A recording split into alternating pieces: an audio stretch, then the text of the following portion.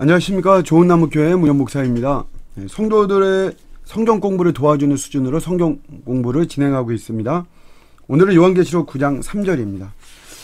황충이 올라왔습니다. 어디서부터요? 이제 2절에 보면 무저갱이 있죠. 무저갱으로부터 황충이 이렇게 올라오는데 연기가 막 피어나고 그런 속에서 황충이 올라옵니다. 이 황충이 뭐냐? 이 황충의 실체를 밝히는 거예요. 요 이제 황충의 실체가 이따가 11절에 나오는데 이제 황충이 뭐냐라고 하는 것을 이제 설명하는 내용입니다. 우리가 이제 황충은 뭐 메뚜기를 말하죠. 메뚜기.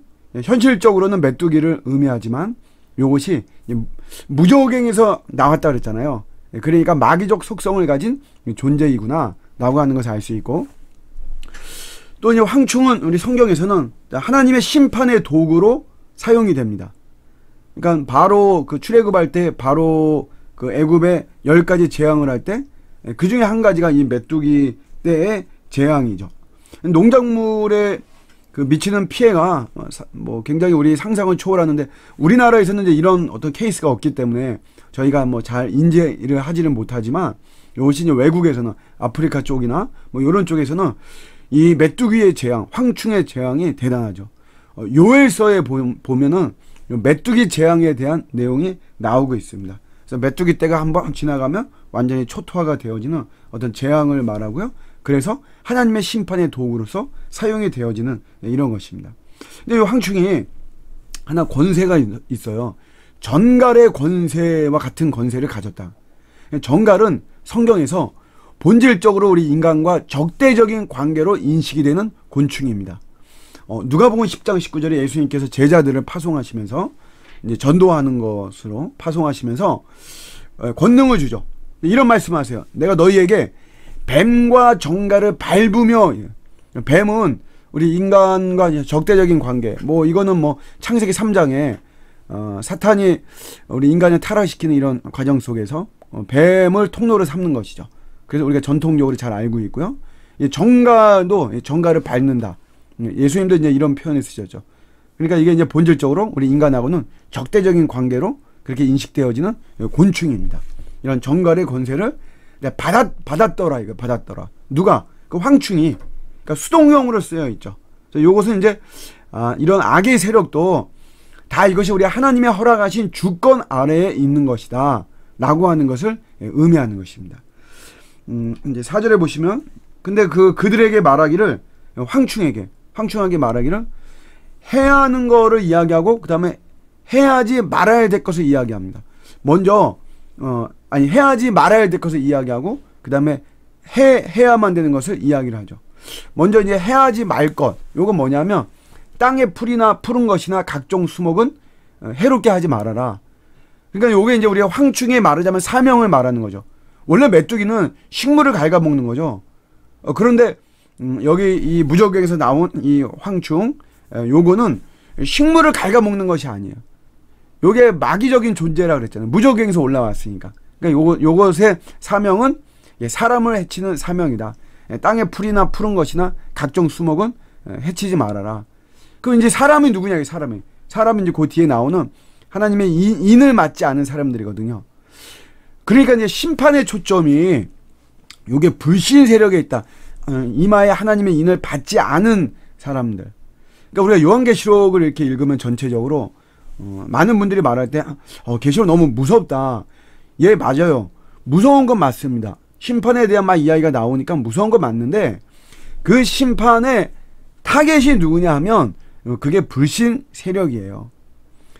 이스라엘 백성들이 예전에 출애굽을 할 때 애굽에 10번의 재앙이 임했는데 그 재앙의 타겟이 전부 다 이스라엘 백성들이 아니고 바로와 그 애굽의 바로에게 속한 애굽의 백성들이었잖아요. 그런 것처럼 심판에 대한 참 무시무시한 뭐 그런 이야기가 상징적으로도 굉장히 많이 나오는데 그런 심판의 초점이 우리 불신 세력에 있는 것이다 라고 하는 것을 좀 아시면서, 대신 누구를 이제 해롭게 하냐면 이마에 하나님의 인침을 이제 받지 않은 사람들이에요. 그러니까 받은 사람들은 누구냐? 이마야. 일단 이마, 이것도 이제 우리 앞부분에 했지만 물리적으로는 이마죠. 그렇지만 여기를 말하는 게 아니고 우리 심령을 말하는 거라고 그랬어요. 그러니까 이마라고 하는 것은 가장 잘 보이잖아요. 눈에 잘 띄는 것이니까. 그러니까 이제 눈에 잘 띄게 이렇게 하나님의 인침을 받다, 도장을 찍었다. 도장 찍는 거는 소유를 말하는 것인가. 내가 하나님의 소유이다. 하나님이 보호하신다. 이런 의미죠. 그러니까 이렇게 이마에 하나님의 인침을 받은 사람들은 이제 교회죠, 교회. 요게 하나님의 소유, 하나님의 소유된 백성이, 요게 교회죠. 이제 우리가 요것도 이제 좀 알았으면 좋겠어요. 요 시대는 교회라고 하는 말을 이렇게 표현할 수가 없습니다. 우리 대한민국 사회에서는 자유롭게 이야기하죠. 나는 어디 교회 다닌다, 뭐 이렇게 자유롭게 이야기를 하지만 이 당시에는 이 요한계시록 1차 독자들이 신앙생활을 하는 이 시대에는 교회라는 말을 쓸 수가 없어요. 그래서 돌려서 말을 합니다. 그래서 이마에 하나님의 인침을 받은 사람들, 교회를 말하는 것이고요. 그 다음에 우리가 이제 배웠지만 14만 4천 명, 요 교회를 말하는 거라 그랬잖아요. 그리고 이제 계시록 11장에 가면 배우거든요. 두 증인이라고 말이 있어요. 두 증인. 요것도 교회를 말을 하는 것이에요. 그래서 이들이 해치지 못하는 게 이마에 하나님의 인침을 받은 사람들, 즉 하나님의 교회에 속한 하지만 진실한 믿음의 사람들은 이런 어둠의 세력들이 해롭게 하지 못합니다. 그러나 이제 이렇게 받지 않은 사람들, 불신자들이죠. 불신 세력들. 요 사람들 해롭게 하는 거예요. 요 사람들이 누구냐? 이제 계시록을 가지고 본다면 계시록 9장에 우상 숭배, 살인, 복술, 음행, 도둑질을 회개하지 아니하는 자들. 또 계시록 6장 10절에 순교자들을 핍박했던 이들. 또 계시록 6장 15절에 사탄을 추종했던 자들. 땅의 임금들, 왕족, 장군, 부자들, 강한 자들, 또 모든 종과 자유인들. 그러니까 이것만 보더라도 우리가 사탄의 실체를 좀 알 수가 있죠. 사탄의 실체는 자기들을 따르던 자들을 이렇게 무참히 해치는 거예요. 그들에게 또 하나님의 심판이 가도 또 그들을 보호하거나 방어하거나 할 수가 없어요. 오히려 그들을 무참히 멸망당하는 거 뭐 보고 있을 수밖에 없고, 오히려 귀신들이 더 이들을 더 무너뜨리는 이런 모습들을 우리 이제 계시록이 지금 이야기를 하고 있는 거죠. 5절입니다. 그러나 그들을 죽이지는 못하게 해요.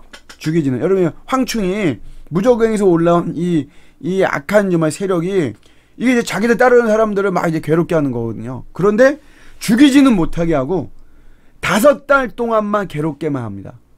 이제 실질적으로 우리 황충이 메뚜기가 출몰하는 시기는 4월에서 8월입니다. 5달이잖아요. 근데 요게 이제 요 5달 동안만 그러면 괴롭게만 한다, 이제 그런 것이 아니고, 요것도 마찬가지로 상징적인 거죠. 5이라고 하는 것은 약간의 의미를 가져요. 약간. 그러니까 제한된 시간을 의미하죠. 고린도전서 14장 19절에 보시면 우리 뭐 방언에 대한 이야기, 뭐 예언에 대한 이야기 막 이렇게 이야기하면서, 야, 1만 마디 방언으로 말하는 것보다 깨달은 마음으로 5마디 말을 하는 게 더 낫다라고 사도 바울이 이야기하죠.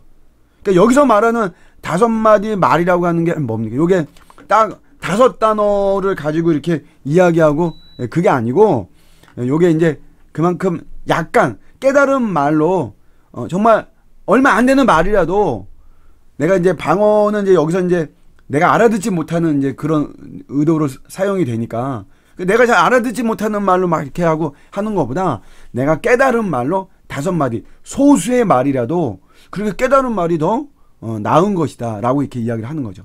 5달 동안은 물리적인 5개월이 아닙니다. 예, 그들이. 그래서 이제 이들이 괴롭게 하는 거예요. 자기들 따르던 사람들을. 괴롭게 함이 정갈이, 아까 정갈의 권세를 가졌다 그러잖아요. 그래서 정갈이 사람을 쏠 때처럼 그렇게 괴롭게 하죠. 정갈에 혹시 쏘여본 적이 있으신가요? 뭐 저는 뱀에 쏘여본 적이 있는데, 뱀에 저 뱀이래. 벌. 뱀에 물린 적은 없고요. 벌에 쏘인 적이 있는데, 엄청 따가웠거든요. 그래서 어릴 때였는데, 동네 형들이, 야, 거기 오줌 묻히면 된다 그래가지고, 저보고 오줌 싸라 그래가지고, 이제 오줌, 쏘고, 오줌을 쏘고, 싸고, 이제 거기에 대해서 손가락 이렇게 대고, 막 그랬던 기억이 납니다. 근데 그것도 되게 막 따끔따끔하고 아팠는데, 정갈의 권세죠, 권세. 그러니까 얼마나 괴롭겠어요. 그런데 놀랍게도 6절에 보시면 그날에는 사람들이 죽기를 구하여도 죽지 못하고 죽고 싶으나 죽음이 그들을 피한다 그랬어요. 이 생지옥을 말하죠. 생지옥을 말합니다. 근데 어쨌든 죽지 않아요. 이게 뭐냐 하면 회개의 마지막 기회입니다. 하나님이 베푸시는 악의 세력도 모두 다 하나님의 주권 속에 있기 때문에 하나님 마지막으로 주시는 회개의 기회인데, 그러나 이들이 얼마나 돌아올지는 미지수입니다. 왜 이렇게 이야기하냐면, 우리가 계속 보시면 아시겠지만 이들이 돌아오는 어떤 이런 내용은 별로 없어요. 이들이 회개하지 않는 내용으로 계시록은 그렇게 표현을 합니다. 네, 오늘은 여기 6절까지만 하겠습니다. 네, 감사합니다.